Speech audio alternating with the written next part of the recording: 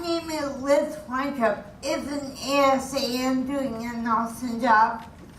Congratulations on being around for 12 years. Before I begin my remarks, let me add my congratulations to all of tonight's award winners.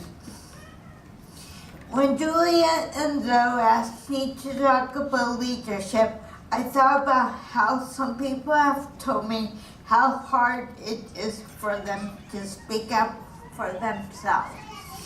I immediately thought of one of my favorite childhood books, The Little Engine That Could.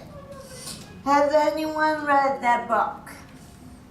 In case you haven't read or remembered the book, let me remind you. The happy little train who had toys and goodies for the boys and girls broke down, and they asked a lot of train's engine to help pull it. One engine said, "I can't because I'm tired." And one engine said, "I'm too important to pull the train." Then they found the little engine that could, who said, "Well, okay, I'm not strong, and I'm not big, and I'm not important, but I don't want to let the toys, dolls, and the clowns down."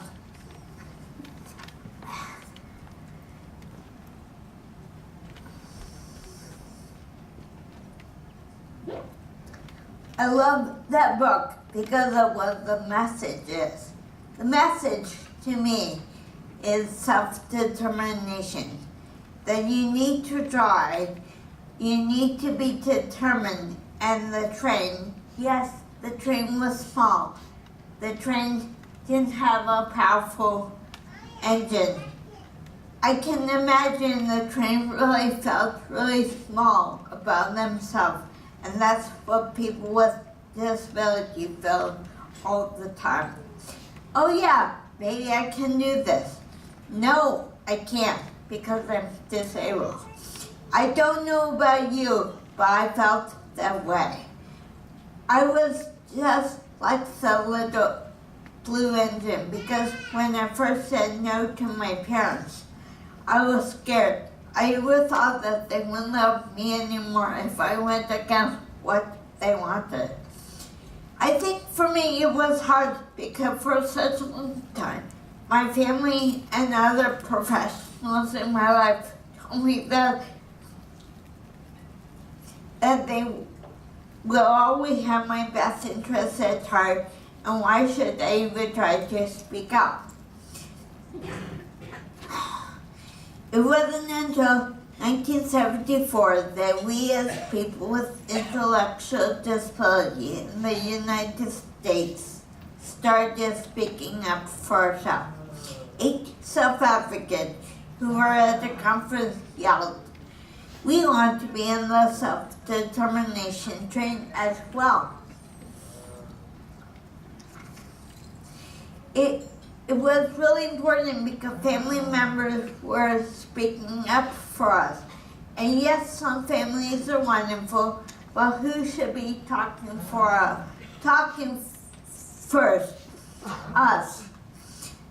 The self-advocates went back and started speaking up. And the little blue engine said, "I think I can, I think I can." People with disabilities started to say the same thing. Can we all practice? I think I can. I think I can. I think I can. I think I can. I think I can. And that's how it began. And we haven't stopped since. I remember when I was first learning how to advocate for myself, I often depended on friends to help me get my courage up to speak out to someone who I look up to. Actually, one of the main reasons I joined as a self-advocacy group was because I wanted the support from others like me who also had a disability to learn how to say no to my parents. I figured that the members of the group might also be dealing with the same kind of issues that I was dealing with. And guess what? They were.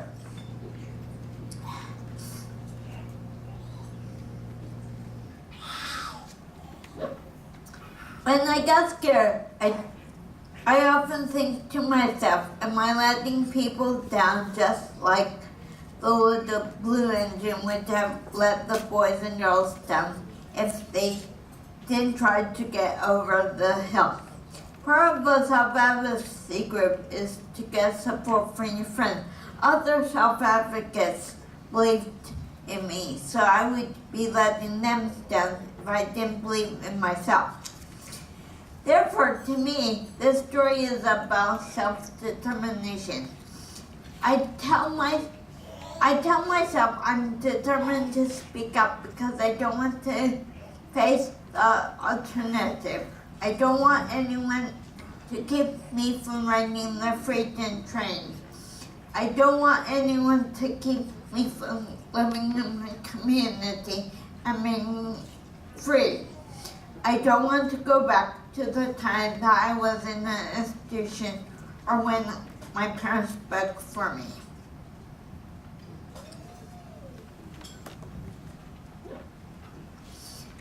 I'm not afraid to say, even after people look up to me as a leader, I still get scared at times and just want to sit in the middle of the train and let other people drive. The reason why I want to sit in the middle of the train is I'm afraid that people will get angry or yell at me. When that happens, I take a deep breath and be gentle with myself and say I need encouragement. I need to depend on family and friends. If you get scared, if you get afraid or scared, please don't beat up on yourself because even the little blue engine needed encouragement. In the story, the little blue engine asked other trains to help them get over the mountain. The other trains would not bother. All of the trains just had excuses why they couldn't help. Just like people don't want to help people with disabilities speak up for help. One of the real dangers of being on a freight train is knowing what you have. When you want people on the train, people without disability will often say, "Oh, be on the train." Once you get on the train, you might think that someone put you at the front of the train, but actually they put you in the back. That is what is called treating someone like a token. Sometimes we use a token to get on the train, like a subway token, but it's not enough to just be on the train. We want to drive the train. And that's why a token is needed now. I'm tired just being on the train. I want to drive the train. I want to drive. When I'm treated like a token, I feel sad and angry. When I was treated like a token, I feel sad and angry because I feel like I was taking up a seat on the train. Well, what's the purpose of me being in there? I also get angry because to me, they just want me because it looks good to have me on the staff or on the board. Well, to me, an organization should be ashamed of themselves when you treat me like that. I don't know about you, but when I get a seat on the self-determination train, I want to know that I'm really contributing to the organization or the mission. I don't want people to work with me because I'm just Liz Weintraub with an intellectual disability. As a senior advocacy specialist, I'm at ASAN, the host of a YouTube show. I'm good at lobbying on key issues. I'm great at promoting my organization. I play a major leadership role on our policy team. Now that we have talked about tokenism, let's talk about how disability organizations can put people with disability truly at the front of the train without treating them like a token. Being at the front of the train means I'm involved in all the decisions that relate to my job. It means that the organization and people we work with respect me as an expert. You need to understand that we can do things. It might not be the same way that you do things, but we can do things if you give us the time and the tools and the encouragement. We can tell and we can smell if you're treating us like a token. An example of being at the front of the train is Julia is the executive director of ASAN. In my job, I'm also in the front of the train. I'm in charge of my YouTube show, Tuesdays with Liz, where I'm involved in making the decisions of the show. I do real work. I'm not just playing a game. We need to make sure that all disability organizations have people with disability in major leadership roles. I mean, people with disability had never gone to college. I mean, people who have been told their whole life that they can't have professional jobs. I mean, people who might have significant communication difficulty. Put me at the front of the train, but you can't stop with me. Some of my friends with intellectual disability have never been given the chance to run an organization, and they would like to be at the front of the train too. Think outside the box about leadership roles. If the job description of an executive director is the way it has always been, it might not include me. It might not include my friends. Let us all be at the front of the train. Self-advocacy does not have to be about politics, but for me it is. This year I had the honor of being a fellow in Senator Casey's office. I do real work, but we should not just be fellows. We should be staff for members of Congress. We should also run to be elected officials or members of Congress ourselves. In Congress, some of you might know, there's a train that goes between offices and the Capitol building. But the train is only for members of Congress and their staff.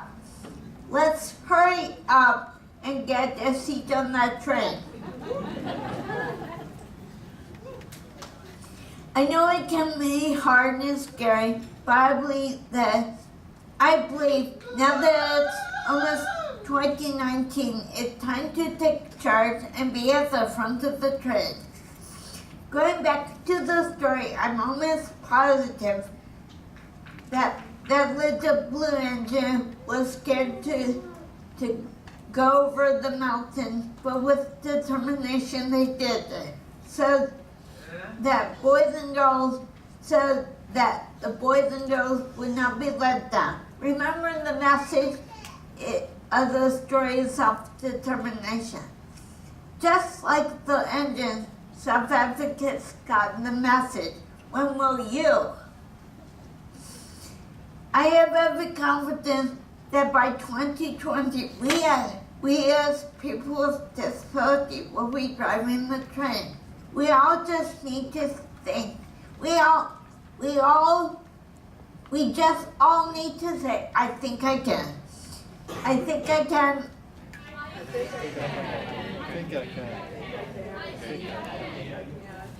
And it shall happen. Thank you again for the honor of being your keynote speaker. And again, congratulations to ASAN for being around for 12 years.